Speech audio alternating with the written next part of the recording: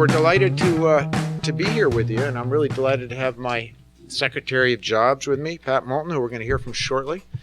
And the only people that you might not know, I think Fred Kenny's here, our VEPC. Where's Fred? Where'd he go? There you are, Fred Kenny. You should know him. And I've just got to point out the person who does so much for me, but Steve Morse chairs VEPC. He also chairs the State Board of Education and a number of other things. He's the cheapest state employee I have. He gets everybody comes with a price. I gets $25 a day, I think he gets. No benefits. The legislature's going to raise it to $25.50. But anyway, thank you all for being here, and I'm delighted to be here with, I know we've got members of the Select Board here and many others, but thanks for joining us. The Secretary and I wanted to come down and talk about the grants that we've approved, thanks to the hard work of so many people in this community and the VEPC board and Stephen and Fred and so many others, but also use this as an opportunity to better clarify what I think is our opportunity going forward. Now, you know that there is no one who cares more about Windham County in Montpelier right now, or certainly among the top 10, than me. And as we go into this transition where we're losing really good paying jobs at Vermont Yankee, we have an extraordinary opportunity to take a one-time economic benefit, which is a $10 million economic development opportunity, and turn it into real jobs for Windham County's folks going forward. And I'm really honored to be here today with the Secretary and others to announce some of the awards that we'll be granting. As you know, the goal is, since we have $10 million, to grant $2 million a year for 5 years to really grow economic opportunity in the region. We reviewed the proposals that so many reviewed so well, and VEPC did their job in focusing on a criteria that we outlined. And we're going to announce some grants going forward that we think will have a long-term impact on the economy and help us to meet our goals of creating jobs in Windham County. I do want to tell you that I think we can use this first round as a learning opportunity to get it better going forward. And let me tell you what I mean by that. As I reviewed the applications, I felt that while they were all worthy for one reason or another, they weren't transformational enough in terms of ensuring that we're either growing jobs that we have right here now, really ensuring that our investments will result in more jobs in companies that have them right now, or transformational enough in bringing jobs to Windham County that we otherwise would not get. I think we bear some responsibility for that in not being clear enough about the guidelines and the approaches going forward. So we're going to today allocate $840,000 in round one, in effect slowing down the $2 million allocation in its first year, and apply the excess, we hope, to great grants in the next round after we are more clear about the criteria going forward that might allow for partnerships, creativity, and better results in the next round. Of the $814,000 that we're going to allocate in this first round of 5 projects, there's $300,000 half loan and half grant to the Bellows Falls Area Development Corporation for the Island Development Project. Do you not want me to announce these now? Nope. Or you want to do it? Yeah, go ahead. $200,000 loan to the Sustainable Timber Investment Exchange Project. Great project going forward. It's going to create jobs and economic opportunity. $170,000 to BDCC for the Green Building and Service Cluster Analysis and the Windham Region Entrepreneurial and Accelerator Development. Whoever thought of that name needs some love. And contingent on further information, so we need a little more information on these ones, $79,000 to Strolling of the Heifers for the Windham Regional Business Planning Competition, which can be a great creator for jobs going forward, and $65,000 to the United Way of Windham County for the Working Bridges program that, again, has huge potential to help us grow jobs and job training. I've also asked Secretary Moulton and her team to redesign the allocation process going forward with these guidelines. Allocate a certain amount for loans and grants in each round. The more that we can allocate to grants, to loans, the more potential we have to actually make this more than a 5-year economic development tool. Second, I've requested that we make the loan application process easier and continuous instead of having just a drop dead deadline that is, so basically that means no deadline for loan applications. So to try to ensure that we're getting the best applications that we possibly can into the queue. We're also going to be working with businesses in the region and some who might come to the region to help them apply for loans. So use this as a tool to entice people here who might go somewhere else otherwise at their own peril. Also, I've set a portion of the funding to contact with the SBDC to provide technical assistance to businesses to help them apply so that people have a better shot at getting through the process in a smart way. I've also asked my state economic development team to proactively reach out and seek opportunities for these funds from private companies and other community partners. For the grants, we'll issue a request for only proposals that carry out very specific economic development goals. Applicants will be required to send in an intent to apply, and then the grant process will be lengthened to give applicants time to find collaborators and matching funds. We'll also have more details on the revised grant process in March.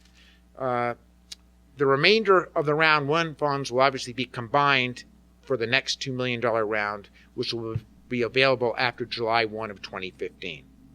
So listen, we've got a lot to be proud of in the grants that we are administering today. And to those of you that are receiving those grants, congratulations, great applications, great opportunity to grow jobs. We're also saying, and I know it's a tough decision and it won't be embraced broadly, but I am saying as governor, let's put the brakes on the rest of the allocation to ensure that we maximize this opportunity to really grow economic opportunities that wouldn't happen whether or not these funds existed, but would happen because the funds are here. That's really got to be the judgment we've got to make together. Can we find projects, and I know we can, where absent this money, they would not come here or they would not grow here? That should be our criteria. So thank you for all your hard work so far. I'm going to turn it over to Secretary Moulton to be a little more specific about what we're doing and how we're going to administer this going forward. We're all learning together. I take my share of responsibility for our not being able to think it wise to allocate the entire $2 million. As you know, there were over $5 million in grant requests. But let's be prudent, let's be smart, let's get this right, and I pledge to work together with you to get it right. Secretary Moulton. Thank you, Governor. And as the Governor said, I mean, this is a once-in-a-lifetime opportunity. We want to make sure we do it right, that we're investing in long-term sustainable economic development here in Windham County.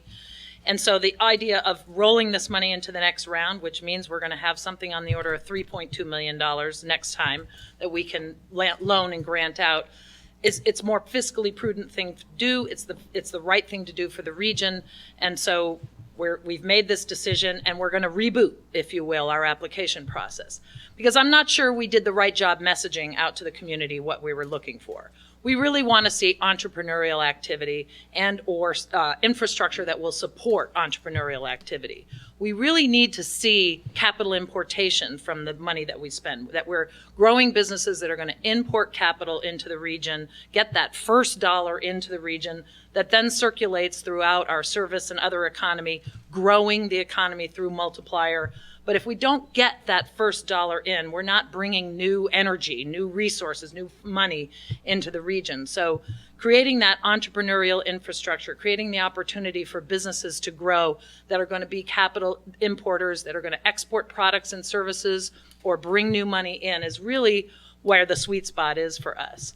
And so, as the governor mentioned, we're going to slow it down a little bit. As we heard from several of you the first time around, what's the rush? Why the big rush on the application process? So, as the governor indicated on the grants, we're going to announce in March more details about that process and give you multiple months to apply and prepare. We're also going to really make sure, working with BDCC and CEVEDS and Windham Regional and other partners, that we're getting better regional collaboration. I'm hearing from folks that, well, you know, there wasn't a lot of collaboration because we all kind of hunkered down and said we're competing for the same money. Well, by collaborating, you're going to have a better chance at more money. By not looking at siloed approaches of one economic development structure here, another in another town, another in another town, get together, figure out how can we do this regionally, act regionally. It's one of the first objectives of the comprehensive economic development strategy here in Windham County, and we want to see more of that. We're going to give businesses an opportunity to move at the pace of business by keeping the applications open to Vermont Economic Development Authority for the Windham County funding. So it's going to be when the businesses need that revenue. We're going to do a better job at communicating that we can be creative in our financing. We don't have to do your kind of standard low interest loan from Vito. We can look at deferring loan payments. We can look at interest only. We can look at royalty financing, things that are going to make the ability to have jobs that might not otherwise happen because you've got a better, more flexible financing package here in Windham County, or that there's opportunities for us to incent a new business to come to Windham County. So really getting at that entrepreneurial activity is really where we want to go. We are going to be announcing more details on this, but a letter of intent process as we do the grants, we send an RFP, so we're very clear about what we're looking for, and get a letter of intent in to start to look at, okay, well, where could this group that sent in a letter collaborate with this group that sent in a letter, so we can get more bang for the buck. And or we can say to some of those letters, you know, this is a great project. I mean, there wasn't one project I don't think that was great.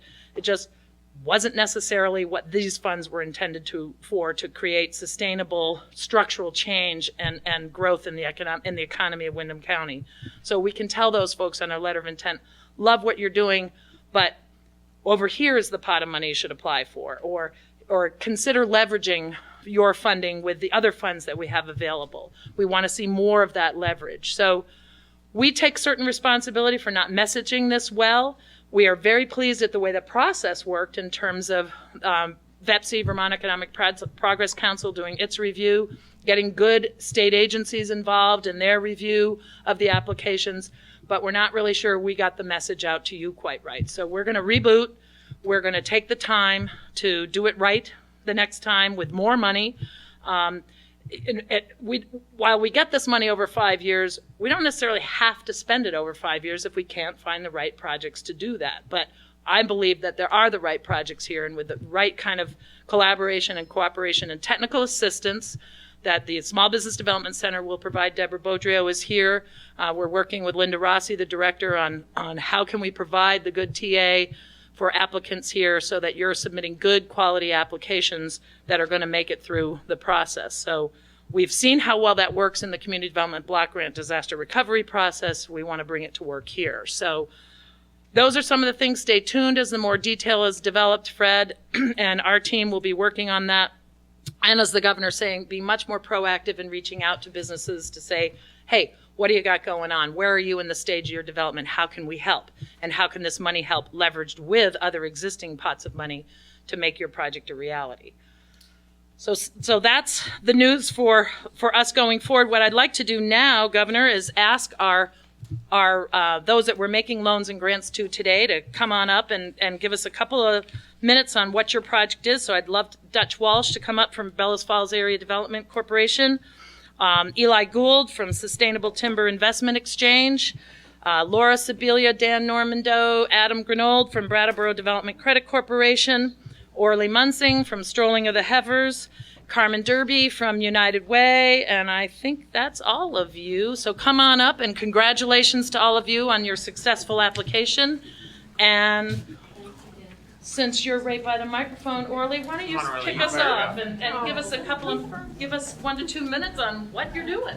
Okay. Well, first of all, I want to thank the governor so much and the VEPC board that's over here for considering Strolling of the Heifers. It was a wonderful surprise, and it's a wonderful boost for our beloved Windham County that needs job creation so much. I just want to tell you really quickly how Strolling of the Heifers, you might say, what is Strolling of the Heifers, a business planning competition, doing? And that's a good question. A couple of years back, I received a phone call from some farmers who participated in BDCC's competition, a traditional business plan, and they said to me, Strolling of the Heifers should use their money and create a farm food business plan competition just like BDCC, because farmers can't compete against traditional businesses. I took that to heart, and I called Mr. Lewis sitting right there, and he said, well, come on down. Yeah, this sounds like a good idea. Let's talk about it. Unanimously, the BDCC board agreed, and we had 2 business plan competitions that wouldn't compete against each other at the same time, a traditional and a farm food. Extremely successful.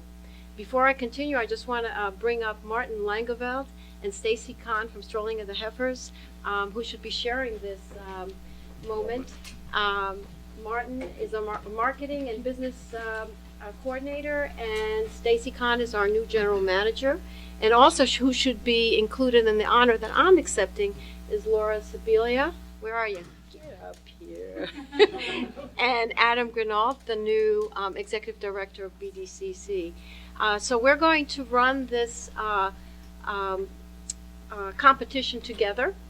We will have a traditional business plan as well as a farm food, and provide technical support through small businesses, as well as technical support through SEFCA and other experts and folks in the community who have in the past, who own businesses and so forth, that can provide that kind of support to the contestants. The difference between past competition and this year, we're adding a planning piece to it. Before, we did a really good job in preparing people with great financials, a wonderful elevator speech where they're really ready to go and speak to banks and get their project going a little bit, and then provide them with the technical support that they need to go to a bank and borrow money. This time, the planning piece is that they actually will have a business model where they go out and actually talk to people in the field and see exactly what it is that they need, and the who, what, when, where, and why of a business plan. So we're really excited about adding that piece, and I think it will bring people much further ahead. Collectively, over the years, our farm food and the traditional business plan have had tremendous success. To name a few, Against the Grain, nationally known markets. We've had Side Hill Farms, we had Big Picture Farm, the Circus School in Brattleboro, Vermont Woods in Vernon, just to name a few. There's quite a list. We've created already 200 jobs, and our rate of businesses that continue is quite high. And to say that we've given out over the years $300,000 in prize money to have all these businesses is so wonderful. For example, Against the Grain now employs over 60 people, and that started here at the business plan competition. So we're very, very excited, and I just want to thank the community for all the support you give us. Of course, our wonderful governor and the VEPC board that did an amazing job. So thank you.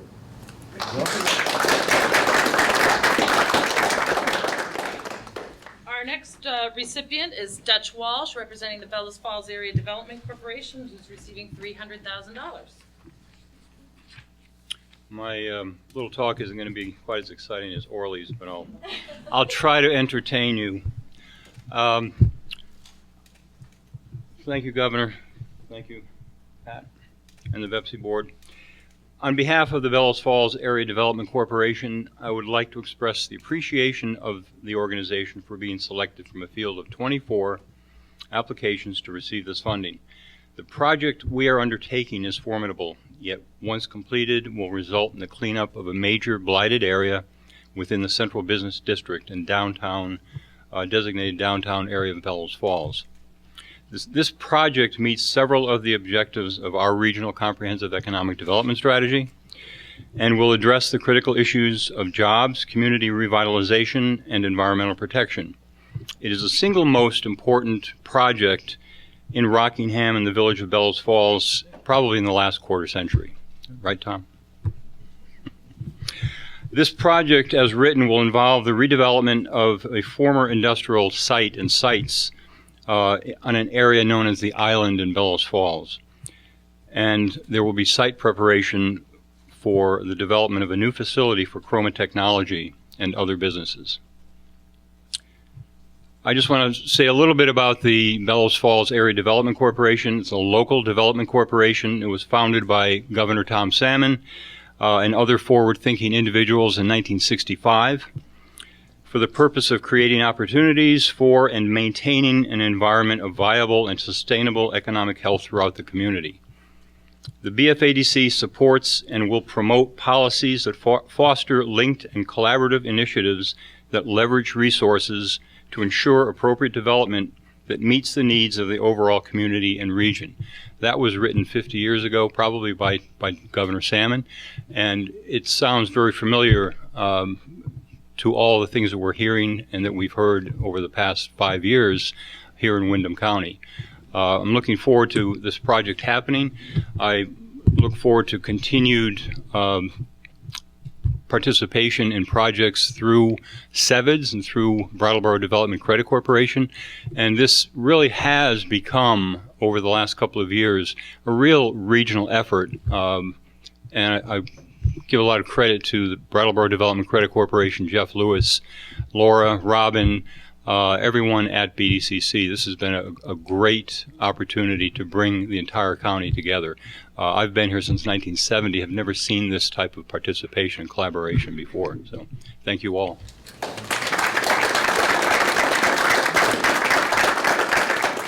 Our next recipient is Eli Gould, who will talk to you about the Sustainable Timber Investment Exchange Project. Thanks, Pat. Thanks, Governor. Thanks, everybody. I'm going to also just say a few things about the small business perspective here. I know this in the first round has really become a little stronger on the nonprofit side. I did make the choice to come in for debt. This is debt. I'm going to pay this back into the fund and hope it'll be helping other small businesses. And about 10 years ago, I was not a winner, but a second place finisher back in Orleans and BDCC's business plan competition. So I just want to say it is sometimes harder to be a small business person in Vermont, and it's absolutely worth it. And that's why we're here. And the quality of people around us every day really bear that out and make it, as somebody who's both a hometown person, but who also chose to come back here, that makes it really great for me to be standing here today with some real help going forward. A pretty big challenge. The work begins for me now. And the project I'm proposing is really lumping together a lot of the more low profit and training and educational functions that I've always been involved in kind of on the side. I'm not asking for help with my core prefab business that some of you know well. But it's pretty obvious that this is becoming a hub region, and we've led that and want to be a part of that. Want to have a visitable, hands-on place where we can do some of the work that needs to be done, and to train and do advanced practice. And so we will continue to be linking up native lumber, high-performance buildings, and prefab. But with this facility, we'll actually be able to host meetings, and the outside engineering and outside firms who might be interested in what Vermont can offer. We actually really want to say specifically that those of us who got together through SEVEDS, which has been a great regional group, and looked around the room, and some of us who even thought we knew everybody really were thrilled to find what a great small business community there is here. And then when we have national firms looking at us as a green building hub, and the work of people at Building Green, at Sion, at RDI, we hope that we can host those meetings soon at our place, and then as it grows from there, there will be downtown meetings and a larger center of excellence, but that there will always be a place for the small prototyping facility just outside of town where we can have a meeting space and a shop right next door and keep on the front edge of whatever's coming next. And I think it's really important at this moment that we all speak positively about Southern Vermont as I bring in larger outside firms, and we talk about why we love it here and what our quality of life is. we do have some really big challenges, there's no doubt.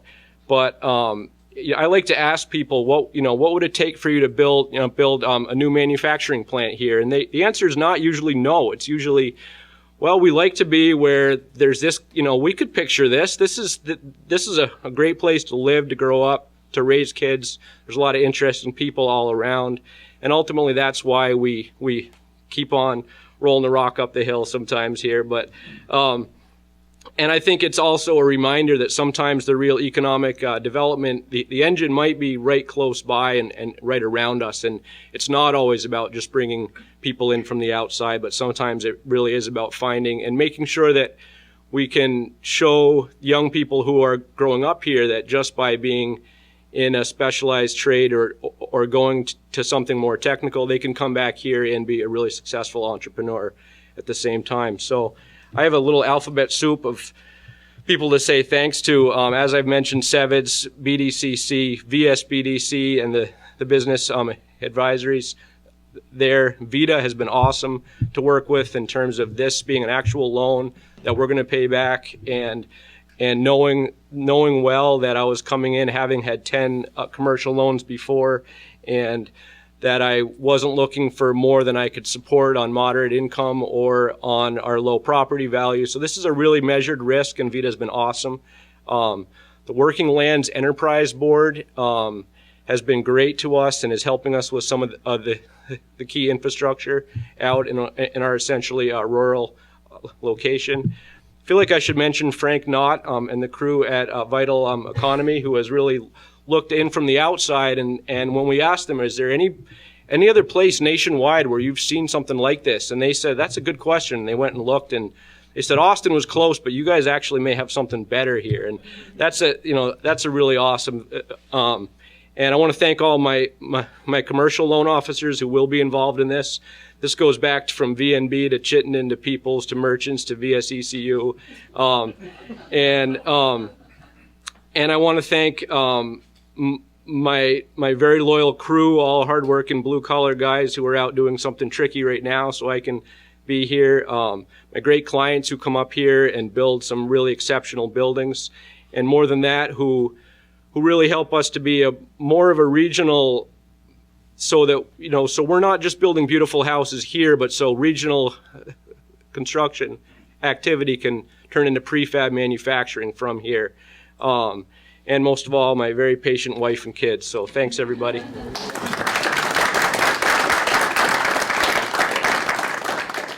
And in keeping with the infrastructure to help grow the green building economy here and the entrepreneurial economy, next is Brattleboro Development Credit Corporation. Adam Grenold, Laura Sibilia. Thanks. So thank you. I have to also mention that I too was a past winner of the BDCC business competition. So we're in good company today. Governor Shumlin, Secretary Moulton, thank you for being here today. On behalf of the BDCC and the Seveds Board of Directors, the staff members, and the members of the organization, I'd like to thank you for awarding project funding for the BDCC and Seveds initiatives. The BDCC and Seveds organizations remain committed to our long-term regional work to build economic development capacity and support systems for southeastern Vermont. We are proud of the hard work of the countless community members, employers, and municipalities that have contributed to the thoughtful planning for our economic future. Committee and organizations such as the Post-Vermont Yankee Task Force, which issued the first in the nation report assessing economic impacts for a nuclear power plant closure.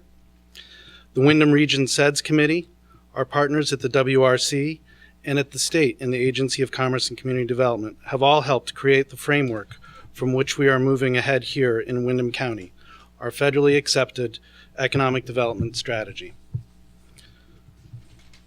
I'd like to again thank the governor for his foresight, your foresight, several years ago to begin investing and supporting in the creation of these regional economic development strategies and actions in light of the anticipated eventual closure of the VY plant.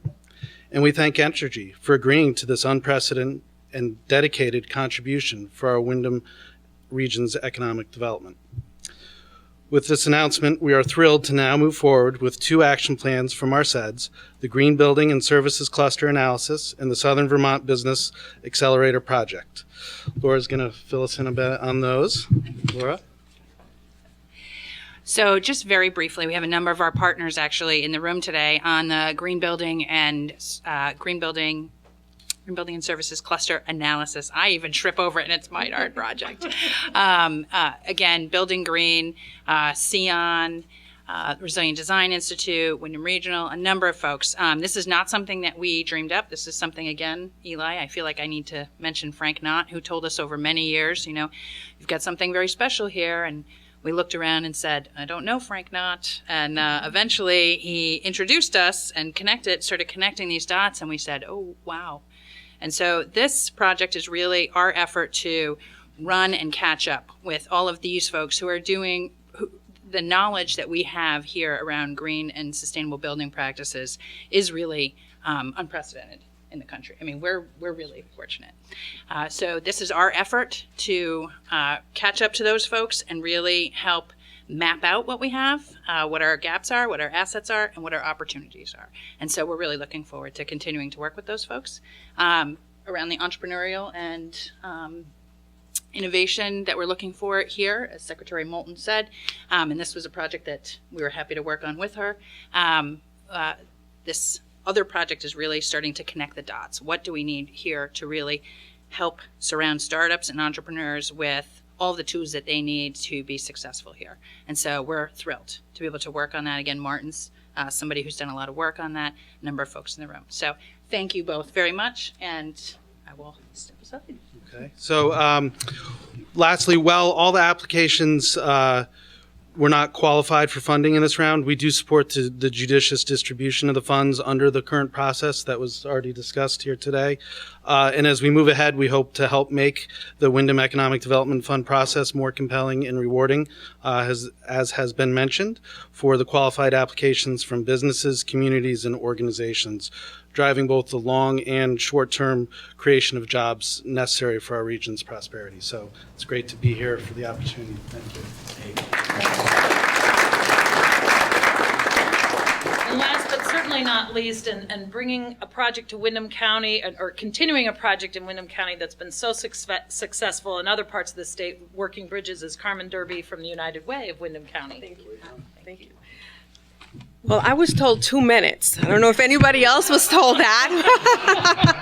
You get the prize. We're going to give you extra money. You heard that. I hope everyone recorded that. So thank you. And the Governor, thank you for the support. Pat, the committees, and Saveds, thank you for all the hard work around getting these grants. United Way is in a very unique position in Windham County, as we are all over the state. We have relationships with a lot of employers and just about every member of the community in one aspect of the other. When we travel to different companies, a lot of the time, some of the challenges that we hear from employers is not that the employee can't do the job, but the barriers that they face if they have low or middle income employees, low-income employees.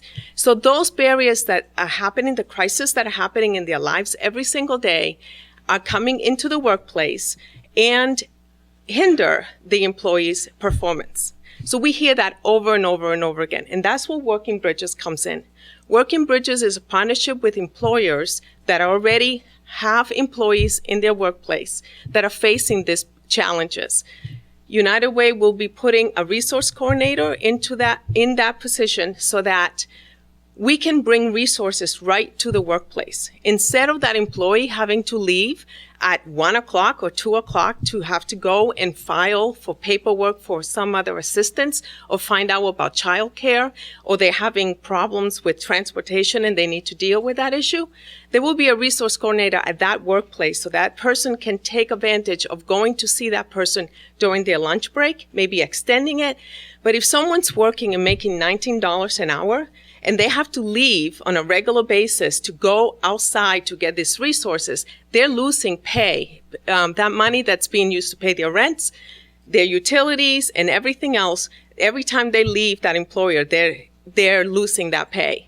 there's also that same employee that probably will not get a promotion because they have a lot of absenteeism. So by working with the employers and the people and the staff of the Human Services Department, we will be putting a resource coordinator in places so that we can get through these barriers.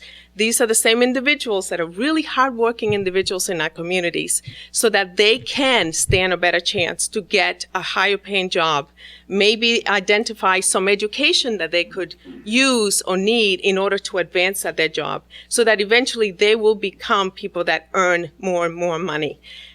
Bottom line is, as business owners, it's about their bottom line. We have incredible CEOs around Windham County. But when it comes down to it, at the end of the quarter and at the end of the year, they need to know that their business is being successful. So when they're spending resources with the HR department who's not equipped to deal with these issues, it costs them a lot of money. So they're willing to work with us, and the grant is going to enable us to hire the person, to get them trained and be able to place them into the workplaces as quickly as we possibly can. So that's what our program is. And again, thank you on behalf of the community, and we look forward to reporting back of the success of the program.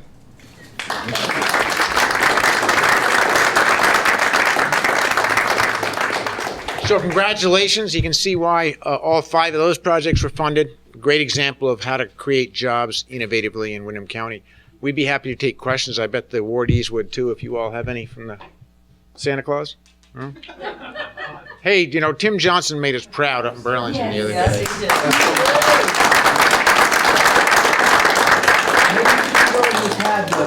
I certainly should. But he is now etched in the Hall of Fame forever, and we're proud of him.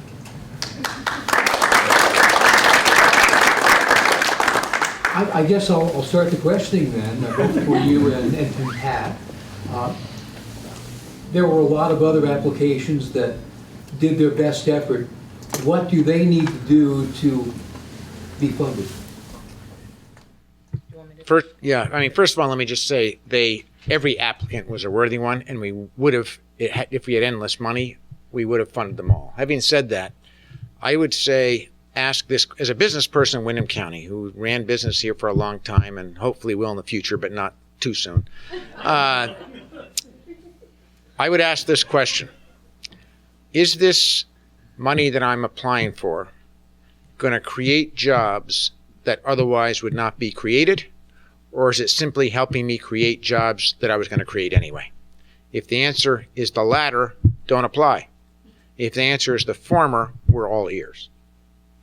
Is that fair? That's and to really explore, are you doing something that's going to be sustainable in terms of creating long-term economic impact? And we have notified those who were not awarded some of the areas that we found deficient in their application.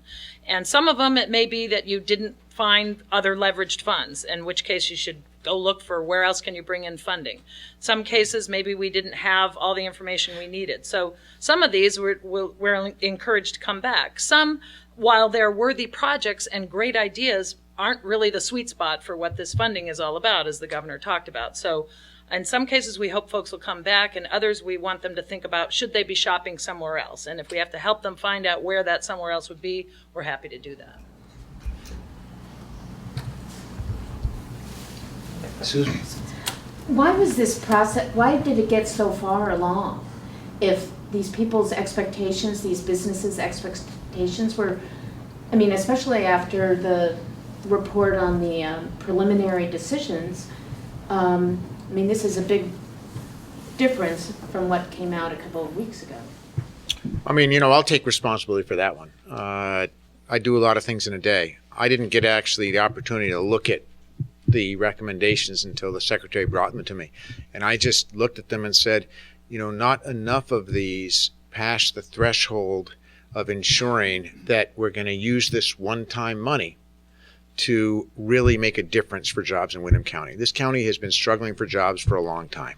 We've seen some of our major employees shift in significant ways over the last 20 years. And we're seeing another shift now that's going to be significant. So I really felt it was better to pause, to be more clear about what our expectations are, and to learn from our first round than it was to simply see money expended that might not have the greatest potential of bringing us the return. I mean, let me speak specifically about the opportunity. I think Eli Gould hit it on the head when he said, you know, so often in economic development, you're better off growing the jobs that you have here than this sort of fantasy that we have that somehow we can bring jobs in from somewhere else. But we shouldn't give up on that either. And I can't tell you as governor how many times I talk to folks who are shopping jobs. And we're in an environment now, if you're a governor, where you're competing with the other 49 governors in America to entice, through incentives, people to bring jobs to your region or your state. And that's just the way it is. Cuomo's over there offering all kinds of money for jobs. And if I'm competing with South Carolina, you know, I'm dealing with the governor there. The point is, we now have an opportunity with this money to be able to not only do what Eli just expressed and grow jobs that otherwise wouldn't grow in companies that are growing in Windham County right now, but we also have the potential for the first time to be able to say, Windham County can offer you something that no other county in Vermont can offer you. Economic incentives with cash that no other county can offer you. And if we don't, I didn't see enough applications that included that kind of opportunity yet. Well, and I would just say, I mean, we wanted the process to work. I mean, we wanted to get through the process. VEPC did exactly what we asked them. The process worked well. Fred and his team worked diligently to get these applications processed. Vita's team and VEPC came through with the recommendations and ranked projects based on the criteria that were established. But then it was up to the governor to say, well, from that, what makes the most sense given this opportunity? So, yeah, it might have been a little lengthy process for some, but it was a process we had to go through, and we also had to learn from that. And I think we've learned a lot, both from feedback and from applications and how things went, which is why we're restructuring, to make it a little more timely for businesses and also to be clearer on our expectations. Did you hear criticism from Entergy? I mean, I did, about the first cut or the recommendations. They thought it wasn't creative enough. I've never talked to Entergy. I talked to Entergy about a lot of things, but I never talked to them about this. Ever since we got the money, they've never made any comment to me about how to expend it. I haven't heard anything from them either. They tell you things they don't tell anyone else in the state. I doubt that.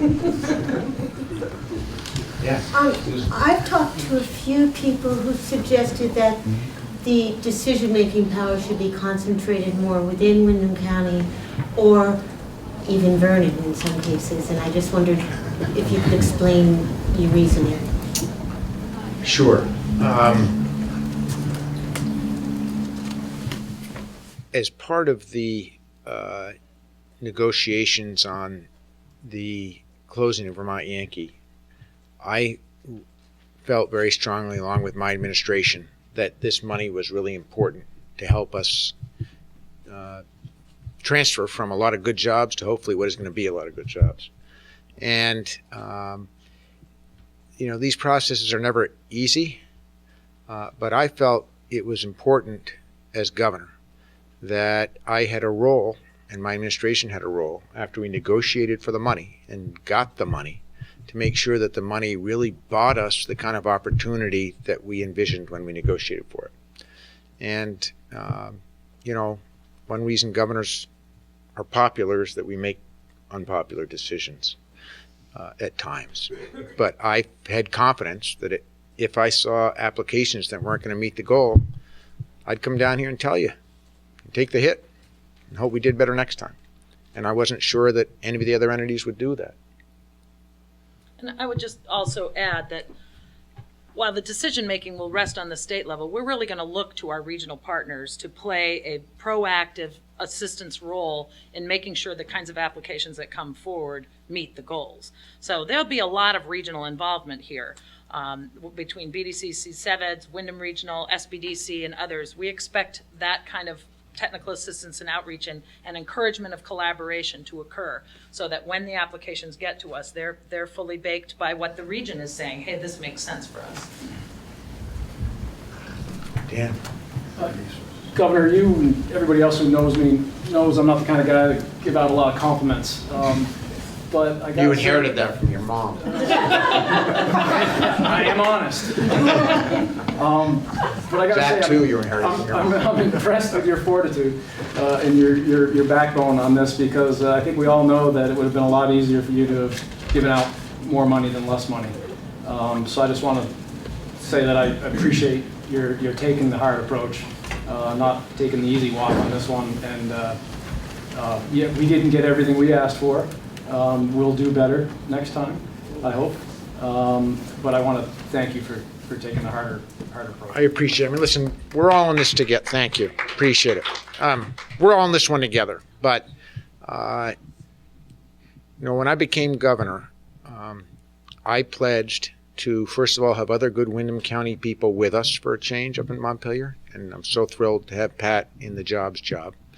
But also a partnership where we're really going to make a difference. And we would do hard things. You know, when we clipped the ribbon down in a Brooks house the other day, and there were a lot of ingredients and tough things that went into a result that had unbelievable obstacles when we set out on that course. But it was a partnership. But we were willing to do some tough things, like move the state colleges downtown and move, you know, VTC downtown. It all comes together in a package. And I really think that we can use this $10 million to make a real difference for Windham County and jobs when we've been getting kicked in the butt for a long time on jobs in this county. And we've got to have really high standards. We got to be tough. We got to be willing to be unpopular. But most importantly, we got to be really creative. And we can. Huge opportunity here. So let's, you know, going back to Susan's question, we didn't get it all right. Either did I. We're all learning from this. We've never had $10 million to be able to grow jobs in Windham County. Huge opportunity. So let's recommit to doing everything we can to, first of all, promote this place as the best place to have jobs, to create jobs. I'm a living example. You know, I know in these elections there's all kinds of attention to how much money you have and how much money you make and all. You know, every penny of it I made right in this county. I didn't inherit it. I made it right here with the extraordinary workforce we have, because we've got the best workforce, the best opportunities, the best access to that highway that can get you to points south where you can bring money in of any of the counties in the state of Vermont. We do. So let's use this money to finally leverage the opportunity that we should have been leveraging for a long time. Well, I was disappointed when Pat was down here and she told me that my beautification of Brattleboro wasn't going to job economic development. But having I was disappointed we couldn't fund that one. Well, yeah, me too. Bridge of Flowers in Shelburne Falls is a good example. Yeah. Brings 40,000 people in a year, which creates businesses. But having said that, what is the matrix for oversight of the grant monies and loans to make sure that they are being applied and used as the grantor has put on the application? And is there any process for recouping that money if it is not used in the intent of the applicant? Well, we're going to be writing grant agreements with each grantee with specific performance measures in them and timelines for dispersal of funding, and tracking that very closely. Fred, anything you want to add? I mean, we haven't really had a whole lot of recapture conversation because in part we're not necessarily going to be writing a check all at once. It's going to depend on which project and how we're rolling out the funds. But we have, the state of Vermont has a, I mean, all you folks brace yourself. State of Vermont has a pretty elaborate grant agreement process and contract approval process, and I see some chuckling because you've been through that before, and that's not going to change with these funds. And everything is performance-based. I mean, we're all about results-based accounting in state government, and these grants will be no different. Recapture is going to have to depend on each particular project. And in the loans, it's going to be VITA's standard loan processing process. I mean, as Eli has been through that, and he'll go through it in the future, but it's the same kind of, if you're delinquent, it's no different than any other VITA loan. And that's frankly why part of the small portion of the funding we've set aside for VITA for legal fees, because we know that there's not going to be any real interest income coming for quite some time. And if we do have to pursue legally certain means, VITA needs the resources to do that. So. And one quick follow-up, which I don't recall hearing, are applicants eligible for reapplying for monies further down the line? Yes. Yes, without question. The current applicants and those who may not have been funded this time. You mentioned some changes for the next time around, but before the next RFP, will there also be an opportunity for folks in this region through hearings or whatever to offer some input on any other ways that the process might be refined? Well, we're not going to do public hearings. We did a whole round of those the first time, but we're certainly open to suggestions. I would invite people to send me comments. I have talked with a few people. I'm going to talk with a few more people on some suggestions, but we kind of feel like we got some pretty good input before. We know what we felt worked. We want to hear from some about what you felt did not work well. We've already gotten some of that through the process. I know Fred has certainly heard a lot of that. So, but yeah, if you have ideas, we welcome the input. Absolutely. Shoot us an email, the input. We need all the help we can get to get this right. Well, Is the fact that not a lot of businesses applied for the low interest loan maybe an indicator that there's enough low interest loans out there to start with and it's just not that interesting? I don't think so. I just think that if you're applying for money and you're not clear in the guidelines about how it's going to be distributed and you have a choice between cash or loan, we're all human. You're going to take the cash. So I think we weren't clear enough about setting expectations that we want a good chunk of this money to be revolving into the future. And I don't think we were clear enough that we can look at creative ways to finance. Right. Something like royalty financing is a very creative way that businesses who their profits may be delayed a bit, we can still look at financing. And I don't know that we got that message out well. I mean, there are some businesses I fully expected to apply who did not. And either others or I will be reaching out to say, what happened? Why didn't you come in? But that we want to emphasize that we can be fairly creative in that financing. Yes, it takes some risk, but for the right projects, we're willing to take that risk. So you mentioned rebooting because you didn't express expectations clear enough. But did this application round highlight anything else that Windham County needs in the sense of new business skills, new resources nonprofits need, that maybe if those gaps aren't filled, you won't be getting strong creative applications in the future, no matter what your expectations are? Well, one of the things, that's part of why we're going to provide some technical assistance on the application process specifically, because there were some applications that weren't complete. Some were knocked off because they weren't complete. Others were complete, but really didn't give us the best description or may not have had decent analysis going into the application of the likelihood of success of the project. I think as we're seeing with the Accelerator project and the sustainable, the green businesses cluster analysis, some of it is creating some decent infrastructure that's going to create long-term entrepreneurial activity here. And that's what accelerators, incubators, those kinds of things are about. So, but, we can say we want to build an incubator, but we also got to look at, well, how would we structure that? How are we going to finance it? How many incubators does Windham County need? How many can it support? What types of incubators, technology, otherwise? So yes, there are those infrastructure needs, if you will, in the region, and we're ready to look and fund those. But we know that, as we learned with the Community Development Block Grant Disaster Recovery process, when SBDC did workshops, those applicants that attended the workshops submitted far better applications and were funded in a much higher percentage than those that did not. So providing that level of technical assistance is really critical, we think. All good? Thank you so much. Congratulations to the awardees. Thank you, Madam Secretary. Thanks, Fred. Thank you, Stephen, and your team who worked hard on this, BDCC. Board of Selectmen, thanks for letting us take over your pad here.